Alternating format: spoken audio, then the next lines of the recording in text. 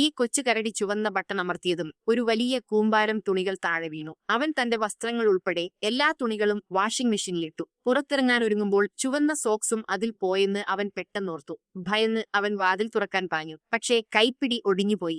ജയിലിലെ അവന്റെ ആദ്യ ദിവസം തന്നെ അവൻ എല്ലാവരുമായി ശത്രുതയിലായിരുന്നു. അടുത്ത സെല്ലിലുള്ളവർ അവനെ ദേഷ്യത്തോടെ നോക്കുന്നുണ്ടായിരുന്നു. പക്ഷേ കൊച്ചുകരടി നിശബ്ദമായിരുന്ന് ഭക്ഷണം കഴിക്കാൻ തുടങ്ങി. ആദ്യ കടിയിൽ തന്നെ അവന് ഛർദ്ദിക്കാൻ വരുന്നത് പോലെ തോന്നി. ഒരു തടവുകാരൻ രഹസ്യമായി പറഞ്ഞു, പാചകക്കാരനോട് കുഴപ്പമുണ്ടാക്കേണ്ട പണി കിട്ടും. എന്നാൽ കൊച്ചുവെളുപ്പൻ കരടി നേരെ അടുക്കളയിലേക്ക് ചെന്ന് പാചകക്കാരനോട് പറഞ്ഞു, സഹോദരാ, ഈ ഭക്ഷണം മോശമാണ്.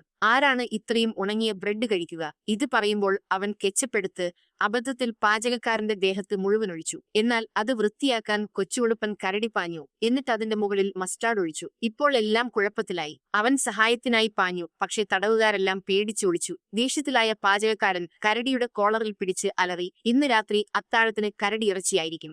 കൊച്ചുവെളുപ്പൻ കരടി പേടിച്ച് വിറയ്ക്കുകയായിരുന്നു. എന്നിട്ട് പെട്ടെന്ന് അവൻ ഒരു കഷ്ണം ബ്രെഡ് എടുത്ത് അതിൽ ജാം പുരട്ടി പാചകക്കാരന്റെ വായിലേക്ക് തിരികെ കയറ്റി. പാചകക്കാരന്റെ മുഖം പൂർണ്ണമായും മാറി. ഇത്രയും രുചികരമായതൊന്നും അദ്ദേഹം ഇതിനു മുമ്പ് കഴിച്ചിട്ടില്ല. ഇപ്പോൾ അദ്ദേഹം പുഞ്ചിരിച്ചുകൊണ്ട് പറഞ്ഞു, ഇന്നു മുതൽ നീ എന്റെ സഹായിയാണ്. ആരും ഇനി നിന്നെ ഉപദ്രവിക്കില്ല.